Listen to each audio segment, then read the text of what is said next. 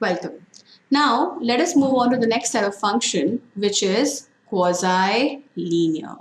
Very important. A lot of people struggle with it. I don't know why. It's really, really simple. You just have to sort of just understand it one very well. And it's not something that you'll have to repeat. It just clicks. If you get it, you just get it in the first go. ठीक है, देखें फिर. So quasi-linear is a function जिसका general form होता है x1 plus vx2 और vx1 plus x2. मतलब it is of the form linear plus non-linear. जो लीनियर होता है उसकी पावर 1 होती है, वो तो हम समझ ही चुके हैं कि भाई अगर पावर 1 होगी तभी लीनियर होगा, वरना होगा नहीं. नॉन लीनियर जो है वो कोई भी फंक्शन हो सकता है. It can be a log, it can be exponential, it can be a power of something, it can be a under root something, it can be anything.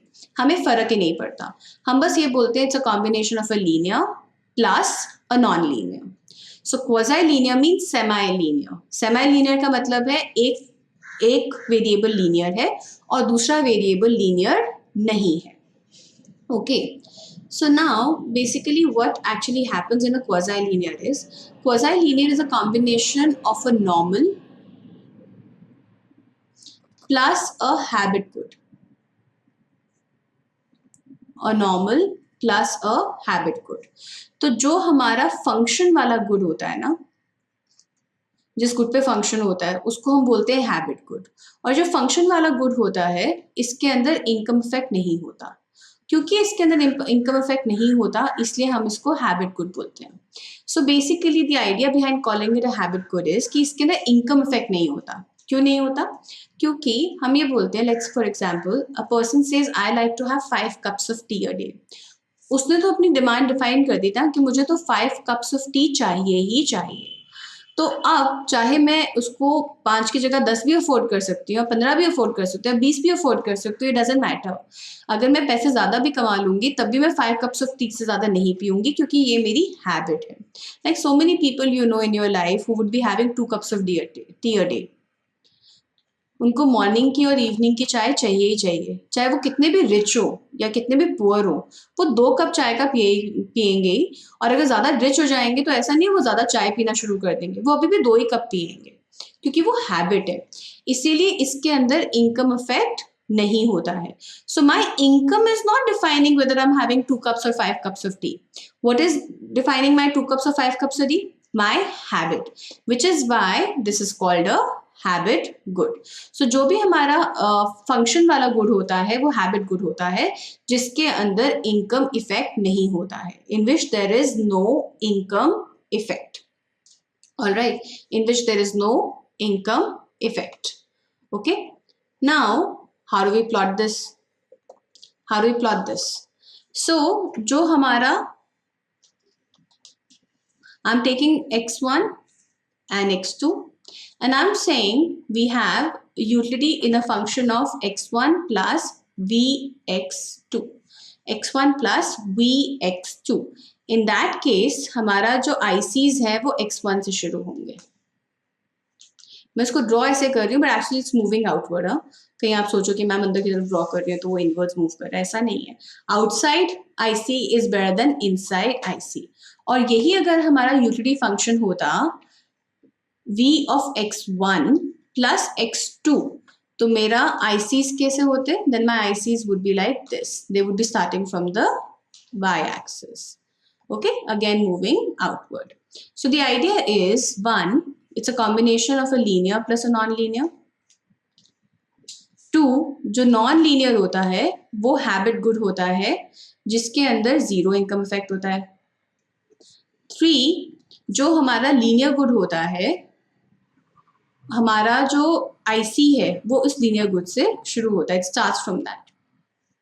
So I will not explain why because it's not important, but quasi linear जो है उसके अंदर आपको चीजें क्या याद रखने वाली हैं? 1, it's a convex IC.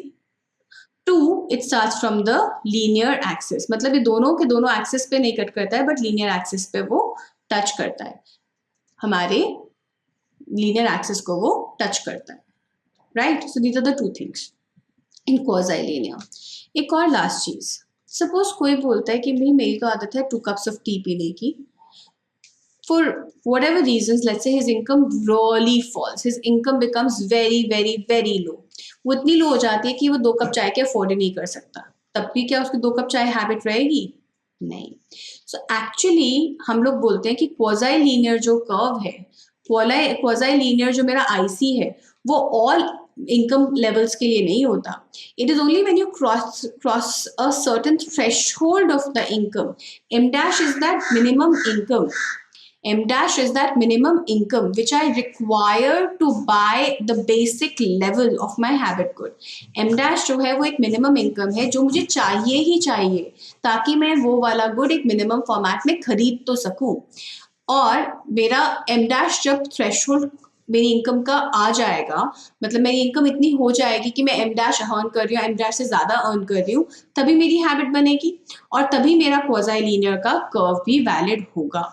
which means that any time my income is less than M dash, any time जो मेरी इनकम है वो M dash से कम है, तो मेरी जो प्रेफरेंसेस है वो क्वाज़ी लीनियर कर्व में डिफाइन हो ही नहीं सकती हैं। फिर मेरी प्रेफरेंसेस किसी और कर्व में डिफाइन होंगी। मेरी प्रेफरेंसेस क्वाज़ी लीनियर कर्व में तभी डिफाइन होंगी अगर मेरी इनकम जो है वो M dash के थ्रेशोल्ड से ऊपर है। ये वाला जो कॉन्सेप्ट है, जो हम जब हम चॉइस चैप्टर करेंगे तो ये वाला कॉन्सेप्ट हम वहां पे दोबारा रिविजिट करेंगे। For now whatever I told you is sufficient. So whatever I told you, quasi linear only exists above M dash. What is M dash? We'll study in the choice chapter. 2, it's a combination of a linear plus a non-linear. 3, जो non linear होता है वो habit good होता है जिसके अंदर zero income effect होता है, ये भी हम प्रूव करेंगे चॉइस वाले चैप्टर में। 4, जो लीनियर पार्ट होता है वहां से हमारा आईसी जो है स्टार्ट करता है, मतलब जो लीनियर पार्ट होता है, जो लीनियर गुड होता है, उसके एक्सिस पे आईसी जो है वो टच करता है। So these are the 3-4 things that you need to know about quasi linear. बाकी क्वाज़ी लीनियर के जब हम चॉइस में क्वेश्चंस करेंगे, क्वाज़ी लीनियर बहुत अच्छे से क्लैरिफाई होता जाएगा और क्वाज़ी लीनियर जो है वो काफी इंपॉर्टेंट भी है, तो आप ये वीडियो एक दो बारी और कर सकते हैं before you move on. Alright, इसकी जो शेप है वो हमने कैसे निकाली वो हमें साइंटिफिकली देखने की जरूरत नहीं है। आपके पास जब भी क्वाज़ी लीनियर आए आप उसकी शेप ये वाली अज्यूम करके अपना कर्व बना सकते हो। Alright, thank you.